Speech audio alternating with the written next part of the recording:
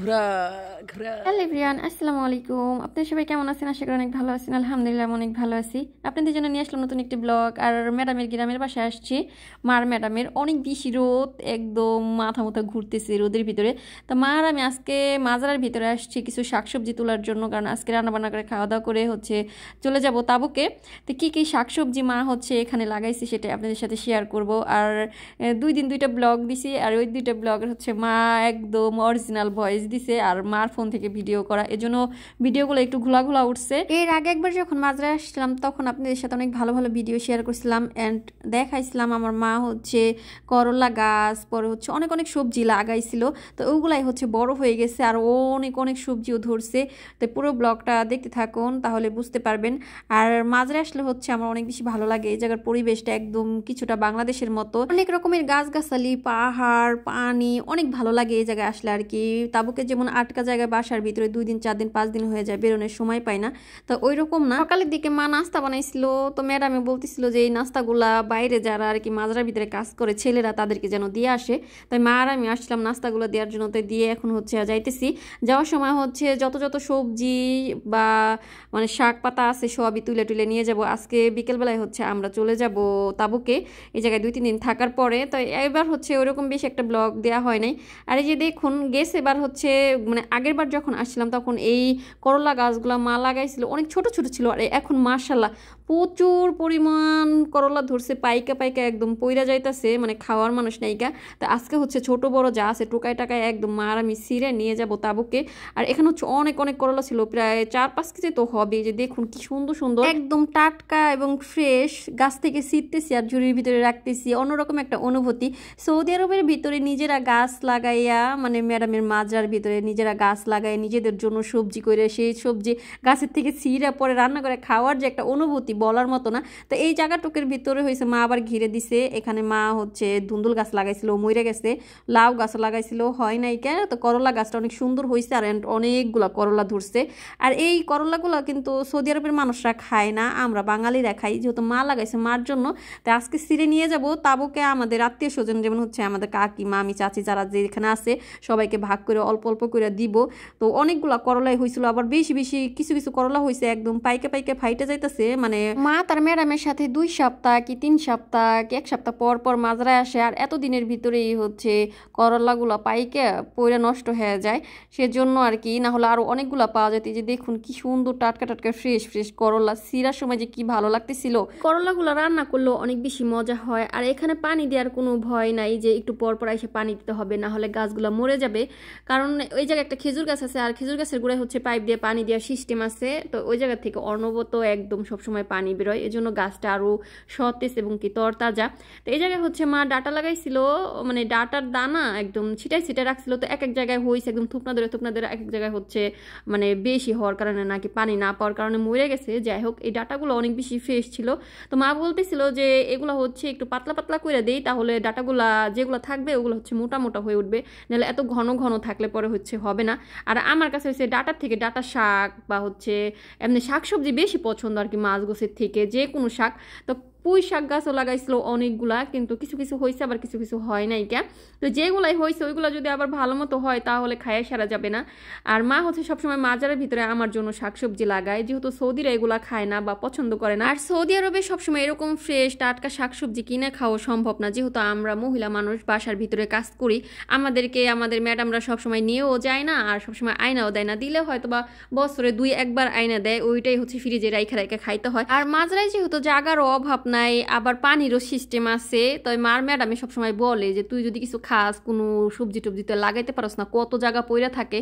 তো এই জায়গায় পাট শাক লাগাইছিল, জেরজির, পরে ডাটা, এগুলা মায় লাগাইছে। কিন্তু যত্ন আর কি এই জায়গায় মাজারার যারা লোকরা আছে তারা করে। একজন বাঙালি নতুনে আসছে, আর 2 জন মিশরের। যাই হোক, এখানে অনেক সুন্দর একটা খেজুর গাছে খেজুর ধরছে, সব খেজুর গাছে খেজুর ধরছে, ছোট ছোট গাছ। তারপরও মাশাআল্লাহ এত পরিমাণে খেজুর ধরছে। তাই মা যায় গল্প করতেছিল যে দেশে যাওয়ার সময় এই জায়গা থেকে 3-4টা খেজুরের চারা নিয়ে যাব, ওইগুলো নিয়ে হচ্ছে দেশে নতুন জমিতে রোপণ করব। পরে যখন বাড়িঘর করবো, নাতি নাত করে হবে, তখন আমি মইরা গেলে আমার নাতি নাত কররা খেজুর খাবে আর বলবে যে আমার দাদি ছিল, সৌদি আরবে থাকতো, পরে হচ্ছে খেজুর গাছ আইনা সৌদির থেকে দেশে লাগাইছিল, সেই খেজুর গাছে খেজুর ধরছে আর সেই খেজুর আমরা খাইতাছি। মানে তোদের প্রজন্ম, তারপরের প্রজন্ম, তারপরের প্রজন্ম খাইতে পারবো, আমার কথা মনে রাখবো, বা আমি যে ওদের দাদি হইতাম বা বড় মা হইতাম এটা মনে রাখবে। তো সেজন্য হয়েছে 2-3টা খেজুর গাছ দেশে নিয়ে লাগাইতে হবে। মা হচ্ছে এরকমভাবে গল্প করতেছিল আর হচ্ছে আমার জন্য শাক তুলতেছিল। তো এই শাকগুলো হচ্ছে যে গাছের গুড়ায় গুড়ায় হয়েছে। আর এই জায়গাতে হচ্ছে অনেক বেশি পরিষ্কার পরিচ্ছন্ন, এখানে কোনো নোংরা আবর্জনা বা ময়লা টয়লা কিছু নাই। এখানকার শাক একদম নিঃসন্দেহে খাওয়া যাবে, এখানে শুধু বালি আর বালি, তাছাড়া আমাদের দেশের মতো অত নোংরা টোংরা কিছু নাই। তো এই জায়গায় হচ্ছে পেঁয়াজ দেখাইতেছিলাম। সৌদি আরবের মানুষ এই যে দেখুন, আমরা যেমন পিএস উঠায় ক্ষেতের থেকে উঠাই পর হচ্ছে কাইটা কুইটা সুন্দর মতো ঘরে রাখি বা রোদ দিয়ে হচ্ছে চাঙ্গে রাখি, এই জায়গায় হচ্ছে পিএস গাছ সহ উঠাই সুবা সাবা সহ হচ্ছে ঘাস দিয়ে ঢাইকে রাখছে। এই দুপুরে রোদের ভিতরে পিঁয়াজগুলো শুকাইতে আমার মনে হয় সিমটি লাগে যাইতেছে। আর এই যে এখন পর্যন্ত পিঁয়াজ খেতে কতগুলা পিঁয়াজ রয়েছে, উঠায় না। মানে এগুলো হয়তো এমনি থাকবে, মন চাইলে উঠাবে না, মন চাইলে উঠাবে না, মানে পরিষ্কার করে সুন্দর করে উঠা নাই। আর প্রত্যেকটা গাছের গুঁড়ো এই বড় বড় মনে হয় যে 1 পা আধা কেজি করে এক একটা পেঁয়াজ হইব। দেখুন কত সুন্দর, যে মা টান দিয়ে এখন উঠাইলো, অনেক পেঁয়াজ রয়েছে, দেখেন কত সুন্দর না, বড় বড় লাল টকটকা পেঁয়াজ, দেখেই ভালো লাগতেছিল। মা বলতেছিল কি যে এখন তো আমার কাজ না হলে হয়েছে আমি সবগুলো টাইনা টাইনা উঠাই নিয়ে যাইতাম বাসায়। তারপর মা অনেকগুলা নিচ্ছে এই জায়গা থেকে আর কি, মানে সব পেঁয়াজ উঠাইছে, এইগুলো উঠাই না, এই এত কটা উঠাই না কি লিখে আমি জানি না, পরিষ্কার করে সব উঠাই ফেলতো। আর গাছ দিয়ে রাখছে ডাইকা, এই পেঁয়াজগুলা রোদে থাকতে থাকতে একদম ছোট হয়ে যাবে গা শুকাইতে শুকাইতে। আর মার ম্যাডামের মাঝে এত পরিমাণ ঘোরা, মার ম্যাডামের ছেলেরা হয়েছে প্রচুর ঘোরা পালে, এই জায়গায় 2টা, ওই জায়গায় 2টা, ওই জায়গায় 3টা, ওই জায়গায় 4টা, মানে মাজরা ভরাই খালি ঘোরা আর ঘোরা, দেখায় সারা যাবে না। এই জায়গায় 2টা, আবার দেখেন আরও যাওয়ার সময় দেখাবো, মানে অনেকগুলো ঘোরা।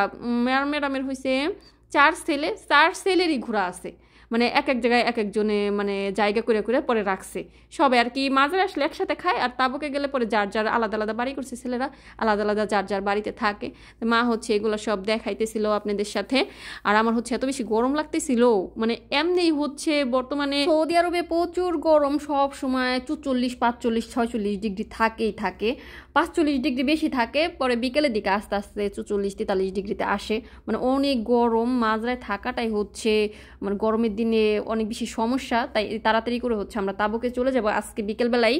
তো এই জায়গা থেকে হচ্ছে যা যা নিয়ে আর শাক সবজি সব হচ্ছে উঠায় নিয়ে যাইতেছি, জানি না আবার কবে না কবে আসতে পারবো, কারণ এই জায়গাটায় আসলে আমার অনেক বেশি ভালো লাগে, আমার মুড ফ্রেশ হয়ে যায় একদম। এখানে হচ্ছে ছাগলের জন্য ঘাস লাগাইছে, আর আমার জন্য হচ্ছে মা এই যে পুরানো একটা শাকগুলা সব ছিঁড়ে ছিঁড়ে একদম নিয়ে যাবে এখন বাসায়। আর এই যে দেখুন বললাম না শুধু ঘোরা আর ঘোরা, ওই জায়গায় 2টা দেখে আসলেন, আগে পরও দেখাইছি, আবার এই জায়গায় জায়গা করে রাখছে ঘোরা। আর এই যে দেখতে পারতেছেন না বড় একটা গাছের নিচে একটু ঘর বাড়ির মতো দেখা যাইতেছে, এটা হচ্ছে মাজরা যারা কাজ করে তারা এখানে থাকে। তো এই জায়গায় হচ্ছে 3টা লোক থাকে, একটা বাঙালি নতুন আসছে, আর 2টা হচ্ছে পুরানো লোক, অনেক দিন অনেক আগের পুরানো, মানে তাদের বাসা হচ্ছে মিশরে, ওনারা হচ্ছে মাজরা কাজ করে, যেমন হচ্ছে ঘোড়া, ছাগল, খাসি, তারপর হচ্ছে আপনার উট আছে কয়েকটা মনে হয়, এগুলার আর কি দেখাশোনা করে, গাছগাছালি দেখাশোনা করে, মানে সব কিছু মাজরা যত যত কাজ আছে সব করে, ঘাস টাস কাটে খাইতে দেয়। তো এই জায়গায় হচ্ছে ওই যে বাঙালি আঙ্কেলটা আসছে, আমার মায়ের হচ্ছে আপা বলে, তাই আমার তো আঙ্কেলই হয় বা মামা হয়। তো উনি হচ্ছে আবার কমলি শাক লাগাইছে, আবার পুঁই শাক রান্না করে খাইয়ে পুঁই শাকের ডান্টি লাগাইছে। তো মা হলো এই জায়গায় বলতেছিল তো এত অল্প লাগাইছেন কি লিগে, বেশি করে লাগাইতেন, আমাদেরও হয়েছে দিয়েন যখন বেশি বেশি হয়, কারণ এই জায়গায় হচ্ছে পানি, তো বালির ভিতরে পানি থাকলে পরে যাই লাগাইবেন সৌদি আরবে সব কিছুই হয়। এটা হচ্ছে সত্যি বলতে একদম রহমতের দেশ, আল্লাহ তাআলা হচ্ছে এই জায়গায় অনেক অনেক অনেক বেশি রহমত দিয়ে রাখছে, যাই রোপণ করবেন তাই হয়ে যাবে। না হলে দেখেন তো এই মরুভূমির ভিতরে কি সুন্দর সুন্দর গাছপালা, কি সুন্দর সুন্দর খেজুর গাছ, আর খেজুর গাছের ভিতরে কি সুন্দর খেজুর ধরে রয়েছে, এগুলো আল্লাহরই রহমত, আল্লাহর রহমত ছাড়া আসলে এগুলো কখনোই সম্ভব না। তো যাই হোক, আমাদের হচ্ছে সব কিছু শাক পাতা টোকান টাকান হয়ে গেছে, এখন হচ্ছে আমরা বাসায় চলে যাব। আজকের পর তো এই ব্লগটা এখানেই, দেখা হবে নেক্সট ব্লগে। ভালো থাকবেন সবাই, আল্লাহ হাফেজ, আমার জন্য দোয়া করবেন।